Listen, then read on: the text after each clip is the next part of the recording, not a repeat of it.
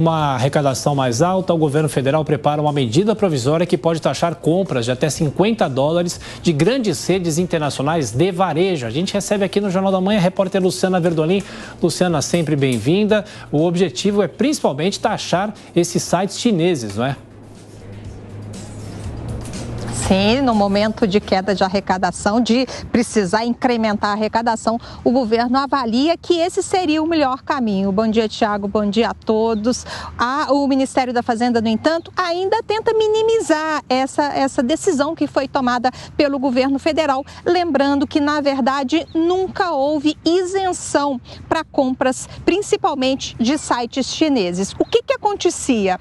Até o início da semana, o governo só considerava como isentas aquelas compras que eram enviadas de pessoa física para pessoa física. O limite era de até $50, algo em torno de R$250. Aí o que o brasileiro acabou fazendo? Compras em sites chineses até esse valor, com a garantia de que não seria taxado. E os sites, as empresas estrangeiras, inclusive, mandavam esses objetos, né, essas compras para o Brasil em nome de pessoas físicas. Então, o Ministério da Fazenda encontrou essa brecha, a Receita Federal diz que isso foi constatada a irregularidade, por isso acabou essa distinção de pessoa física para pessoa jurídica. Então, todas as compras que chegarem ao Brasil poderão ser taxadas. Acaba essa ideia, pelo menos, da isenção. Agora, a taxação é bastante elevada, é 60% do valor da nota fiscal.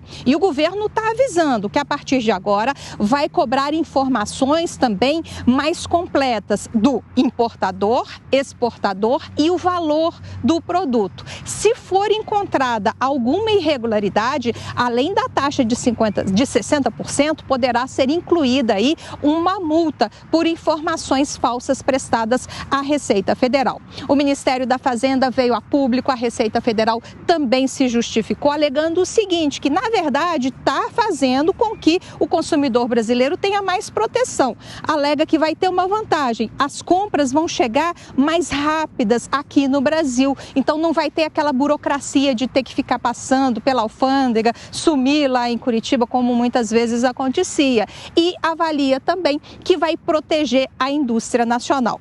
Fato é que isso está causando muita polêmica, o Ministério, o Palácio do Planalto, está todo mundo defendendo essa medida. E faz questão de ressaltar, inclusive, que a taxação não é para o consumidor, é para a empresa. Isso gerou também muitas críticas, porque, na verdade, a gente sabe que, na prática, vai ficar realmente mais cara aquela compra que o brasileiro já estava acostumado a fazer em sites chineses. Essa medida já vinha sendo sinalizada há um certo tempo. O governo está esperando aumentar e muito a arrecadação.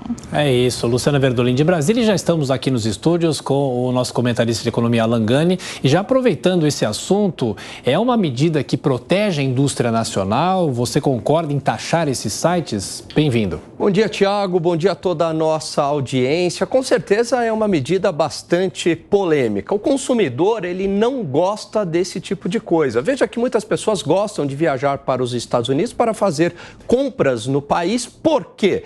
Porque lá o imposto sobre a importação é mais barato. Agora, por outro lado, é claro que isso também prejudica a indústria nacional, dado que a China muitas vezes utiliza mão de obra extremamente barata, práticas comerciais aí anti-mercado, e o produto chega muito barato aqui. Agora, por outro lado, a indústria nacional, ela também precisa se modernizar e oferecer preços mais acessíveis aos seus consumidores. Bom, Alan, agora indo para a macroeconomia, vamos dizer assim, o presidente Lula está na China, a gente tem acompanhado, inclusive ele acompanhou a posse de Dilma Rousseff na presidência do Banco dos BRICS e durante o discurso ele voltou a defender que os países façam negociações em moedas locais. Isso é bom, isso é ruim, ou seja, é uma tentativa de deixar o dólar um pouco de lado?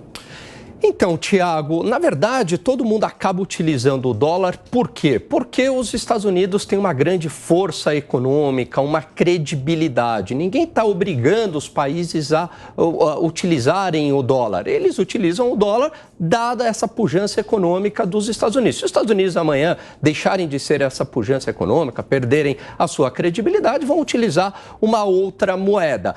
Aí o caso só funcionaria de utilizar o yuan, por exemplo, no comércio Brasil-China, se você tem um fluxo de comércio forte entre os dois países. Então, por exemplo, o Brasil é um grande exportador de commodities para a China, receberia em yuan. Os empresários aqui brasileiros, se precisassem importar uma máquina da China, por exemplo, pagariam em yuan. Aí funciona. Mas, por exemplo, e se esse empresário ele tem um fornecedor da União Europeia e que não quer receber yuan? Aí já ficou mais complicado. Então, também, não quero estar atrelado ao dólar para não estar sujeito às forças de mercado do dólar, né? Então, por exemplo, o Banco Central lá nos Estados Unidos acaba subindo os juros, o dólar aqui desvaloriza, pega na inflação.